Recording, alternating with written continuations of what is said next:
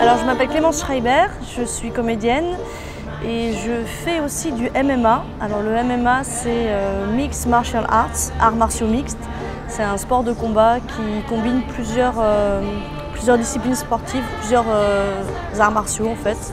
Il y a la boxe avec les poings, la boxe avec les pieds, la lutte, tout ce qui est amené au sol et ensuite au sol on a droit de frapper aussi et de faire des clés, donc de soumettre l'adversaire et voilà.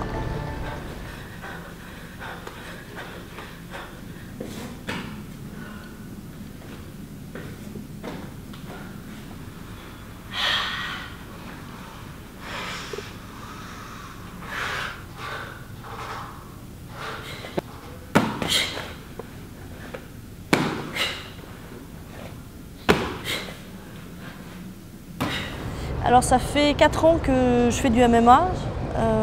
Voilà, avant ça, j'avais fait un peu des sports de combat, j'avais fait un peu de boxe. J'avais fait 1 an d'aïkido aussi quand j'étais étudiante pour me détendre. J'avais fait de la boxe française, un peu de boxe thaï, boxe anglaise, mais de façon assez anecdotique. Et en fait, quand j'ai découvert le MMA, j'ai vraiment adoré. Donc du coup, je me suis entraînée tous les jours et puis j'ai eu accès à la compétition tout de suite. Et c'est ça qui m'a plu aussi. Quand j'ai commencé à sentir les sensations de la frappe, de l'épuisement physique, parce qu'il n'y a que dans les sports de combat que j'ai senti mes limites, que j'ai senti que j'arrivais au bout de moi-même. Parce que même en course à pied, j'avais beau courir, je ne sentais pas vraiment le corps exténué. Ce qui me plaît dans le MMA, dans les arts martiaux mixtes, c'est que le combat s'arrête jamais. Parce que souvent en boxe, dès qu'on s'accroche par exemple, on peut dire ah non, t'as pas le droit, donc ça s'arrête. Alors qu'au MMA, en fait, ça s'arrête jamais. On peut continuer même si on est encore à corps, on continue même si on tombe par terre.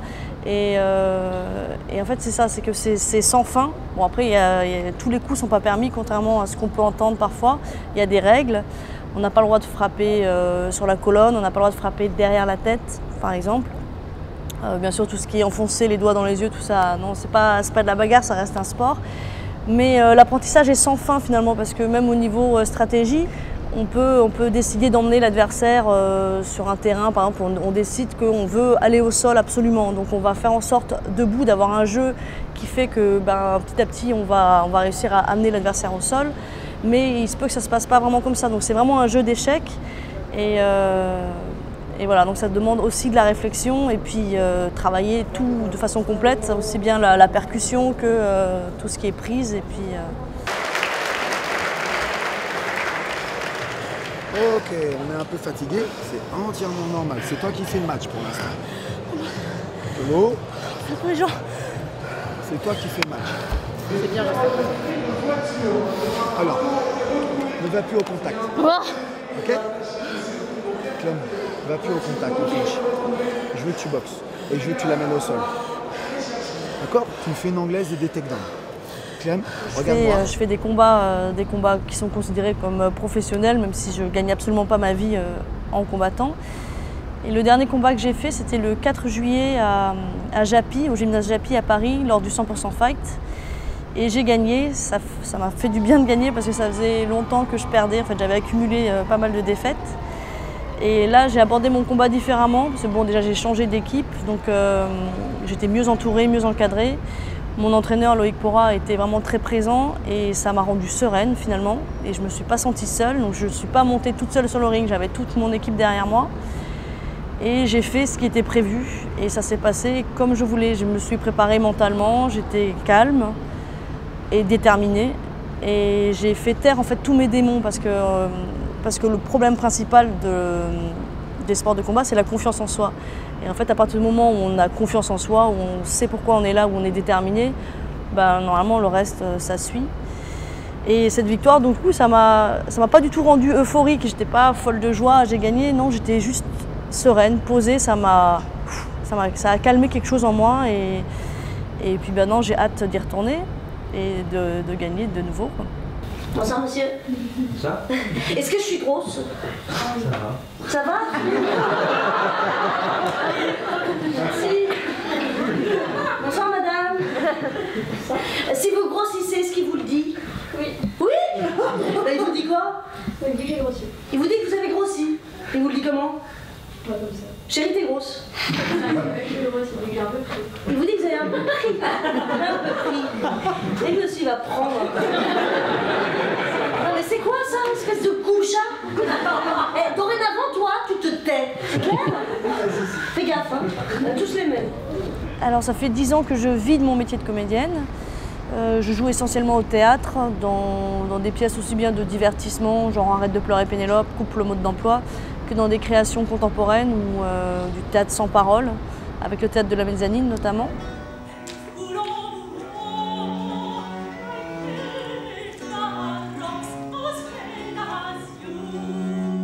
Ça fait plaisir d'être là?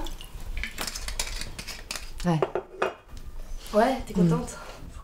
C'était un vieux rêve, faire la pute. Tu baises? Tu baises bien? Ouais. Ouais, comment tu sais, tu t'es baisé déjà? Et puis je vais lui demander qu'on vive ensemble. À Barcelone? Non, Barcelone c'est pour le cadre. Mais alors c'est qui? C'est Fabio. Fabio du 4e? Attends, mais il est marié, Fabio?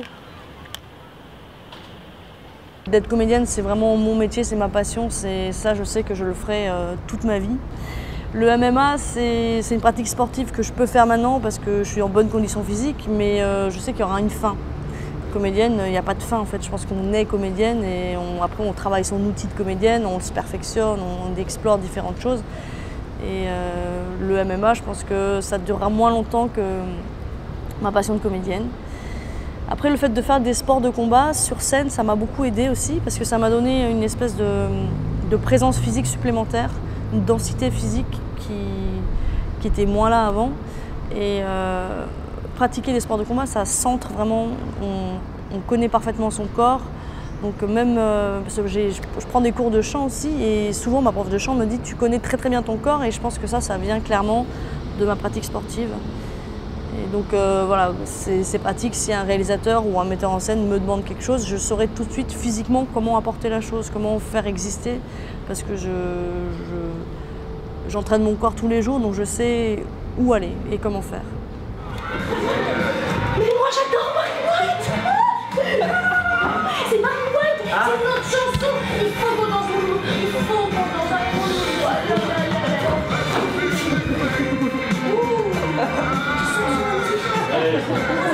Bouge ton corps, bouge tes cheveux. Allez Loulou. Yes.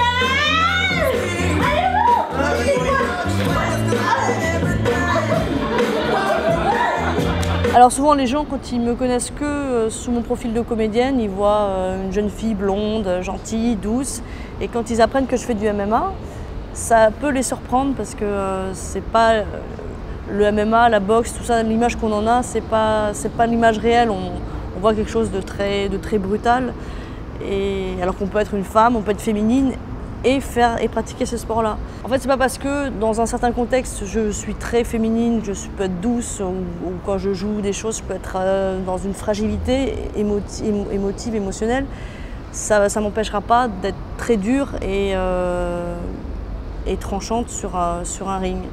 Et voilà, on n'est pas monofacette en fait, c'est complémentaire, on peut faire les deux, et les deux se nourrissent. Tranquille, tu peux doubler. Et le bras arrière. Tourne encore. Ouais. Fais-la tomber. Ouais. Non, c'est pas du tout parce que je me bats que je vais perdre en sensibilité. Je suis pas en train de me construire une cuirasse. C'est que juste parce que forcément quand on est comédien, on a tendance à être un peu une éponge. Donc on a une sensibilité exacerbée, on sent les choses plus fortes.